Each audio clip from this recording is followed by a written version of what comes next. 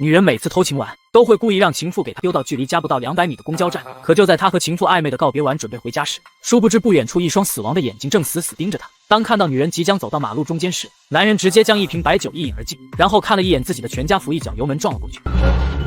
明天见。巨大的冲击力直接将女人撞飞好几米远，包里的一次性手套撒得满地都是。然而就在车祸发生的下一秒，诡异的一幕出现了，女人的丈夫突然打来电话，最关键的是凶手竟拿起手机接了起来。亲爱的，怎么还没到家呀？汤都热好了。挂完电话后，他不仅没有逃跑，反第一时间报了警。刑警队长徐潇刚赶到这里，就看到女人的丈夫对着尸体嚎啕大哭，一边哭一边还说妻子刚才接电话的时候还好好的。可徐队仅是环顾了一下四周，就发现了诸多可疑之处。这个路口不仅没有监控，就连酒驾司机的车上都没有行车记录仪。随后他又在主驾驶下面发现一张照片，而照片上的男人正是司机年轻时的样子。你说会有人把一张全家福的相片什么的随便放车里吗？徐队走到面前后，直接询问他喝了多少酒，在哪喝的，都和谁。万没想到男人竟丝毫不带犹豫地回答了他每个问题，好像每个问题都提前预知到一样，让徐队更加觉得不对劲。随后他又看向了洒掉满地的一次性手套。你说再怎么恩爱，有必要随身揣着这个吗？不是给她老公准备的呗？下一秒突然想起她老公刚才的样子，虽然嚎啕大哭，但却没有一滴眼泪。将所有的一切串联起来，徐队怀疑这很可能是一起蓄意的谋杀。我觉得这也不像是一起简单的酒后肇事，移交辖区刑警队吧。就在徐队刚站起身，另一起碎尸案就传了过来。他第一时间赶赴现场，得知死者同样是一个妙龄女孩，被人杀害分尸后扔进了下水道。更残忍的是，凶手抛尸前还将女孩所有指甲给拔了，并且指纹也被削了。这很明显是一个老练的凶手。随后他们在现场又找到一个右手，这样看来被害的一共是2个女孩。可奇怪的是，找了半天只找到了2个右手、右脚和脑袋，看来凶手是故意将尸块分散扔的。就在他们想着剩余的会在哪里之时，徐队突然接到交警老高的电话，说酒驾司机招供了。所有的一切正如徐队那天的猜测，女人偷情被丈夫发现，于是花50万雇大叔开车将其撞死。而大叔之所以答应，皆因自己癌症晚期，深知命不久矣，所以想给妻女留下一笔财产。能想象吗？枕边人就值50万。还没等老高说完，徐队就挂了。此时他满脑子想的都是剩下的尸块，可带人找了好几天都一无所获。接着徐队为了调查碎尸的身份，便让手下找到林叔，查阅最近失踪的案卷。然而林叔不经意间查看死者的照片时，一个细微的特征却让他有了惊人的发现：女士眼睛两边的交叉痕迹，竟与他多年前调查的一起悬案极为相似。那起案件同样只找到了右半部尸体，多年来一直未能侦破，只找到了右半部，对吧？得到肯定的答案后，林叔觉得事情不会那么简单，他连忙找到徐队，将事情的原委告知了对方，并且还非常玄学的告诉他怎么找另一半。头和右手、右脚属羊，而下水道属阴，所以不能在下水道寻找。为了验证心中的猜测，他将几个抛尸点圈了出来，果然发现凶手不是在抛尸，他就是披着人皮的魔鬼。可徐队却还是一脸茫然。他们在抛尸，但你有没有想过，他们抛尸的目的是为了镇压什么？然而徐队又怎会认可这种玄学？你可以不信，但嫌疑人相信。徐队不明所以，忍不住反驳，却被告知应该按照凶手的想法。那我们也不能按照迷信的方式去办案啊！眼看对方还是不信自己的话，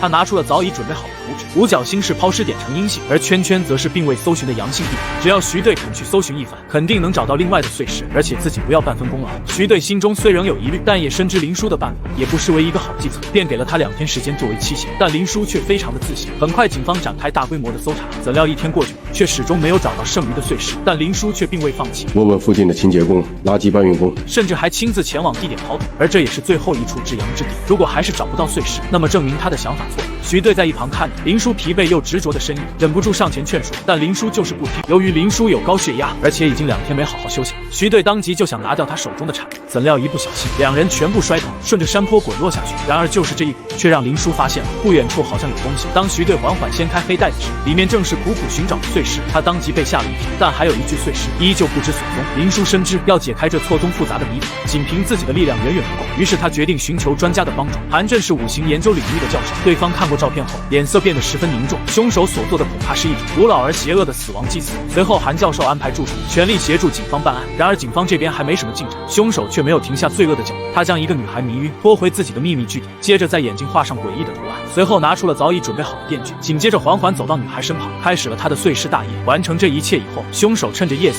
偷偷来到深山之中抛尸。本以为一切都神不知鬼不觉，可法医在尸检时却有了惊人发现，死者经常做美甲，导致皮肤变黑，并且还反复洗澡，使得皮肤干燥无比。徐队据此推测，死者的职业或许极为特殊。他立刻拨通扫黄局局长的电话，请求协助寻找抛尸点附近的失足妇女。局长效率极高，很快便带来一群人。刑警拿出死者照片逐一询问，其中一个女的表示认识这个人身。确定？确定。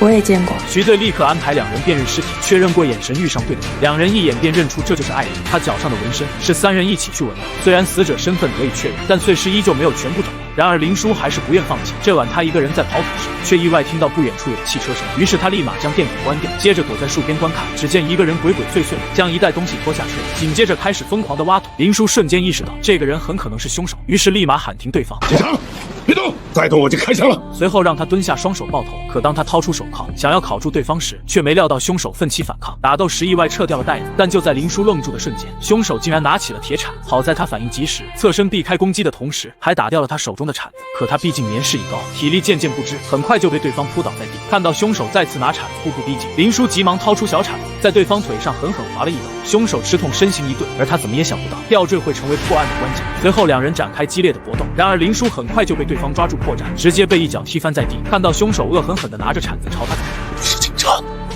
当他再次醒来，已经在医院。幸好当时有2个工人路过，林叔这才幸免于难。随后两人立马赶往抛尸地，却发现凶手汽车的轮胎印记。徐队立马打电话给手下，让他帮忙查询附近的监控，是否出现过一辆面包车。然而当监控人员查看后，却并未看到有任何的车子。徐队让他搜索附近10公里的区域，摄像头探测器网上就能买到，想避开警方的监控很容易。徐队猜测凶手或许会为了毁灭证据而销毁作案车辆。查看导航时发现附近有条河，直觉告诉他凶手极有可能将车开进了河里。两人顺着导航指引的方向赶去，果不其然，河水中隐约露出面包车的轮廓。警方迅速展开打捞工作，将汽车从河中拖出。然而徐队在查看车牌时，却有了惊人的发现，车牌上的螺丝没了，种种迹象表明这大概率是辆套牌车。即便如此，徐队还是吩咐手下查一下发动机型号。进一步检查车辆后，他们发现车上还残留着未抛弃的碎尸。诡异的是，和之前几起案件中的死者一样，这具碎尸唯独缺少躯干部分。就在此时，手下匆匆赶来报告，这是凶手偷来的车，车主之前报过失窃。第二天，警方顺利找到了失主，却惊讶地发现是个废品回收站。怎料一辆共享单车引起了林叔的注意。这辆单车什么时候扔在这里的？却被告知有1个礼拜。徐队立马拿出手机，将单车的扫码信息拍了下来，随后让手下查询使用人的信息。这里边有监控吗？得到的答复却是监控早就坏了，一直都没有人来修。老郑在电脑上一番查询后，告知最后一个使用共享单车的是一个叫李明义的人，随后便把档案发给了徐队。不看不知道，一看吓一跳，李明义竟是失主的大舅子。事不宜迟，3人迅速前往李明义的家。只见他家门外上了锁，起初他们以为家中无人，巧的是李明义刚好回家，远远瞧见门外有警察。这一幕恰好被失主看到。可当他呼喊大舅子时，李明义却像听到催命符一般，转头撒腿就跑。徐队和林叔对视一眼，心领神会，立刻分开追捕。李明义跑得飞快，对周围的小路也极为熟悉。可徐队紧追不舍，凭借着顽强的体力，很快便将对方扑倒。怎料就在这时，陈楠打来电话，有了碎尸案的关键线索。于是两人立马分开行动。林叔负责审讯李明义，徐队则去查看陈楠提供的线索。审讯室里，李明义一开始还试图蒙混过关，对警方的询问装傻充愣。但当刑警将抛尸车的照片摆在他面前时，李明义的心理防线彻底崩塌，最终交代了事实。原来他因赌博输了个精光，急需用钱，趁姐夫不在家，偷偷撬开了面包车，将车卖给了一个叫周大明的人。另一边，陈楠给徐队展示了一个古老的竹简。经过研究分析，他推测凶手的作案动机可能是采阴补阳，妄图和传说中的徐福一样，通过这种邪恶的方式获得永生。回到警局后，林叔也带来重要消息，周大明是个盗墓贼。警方迅速对周大明展开监控，竟发现他极有可能要去盗墓，跟袭击你那个人像吗？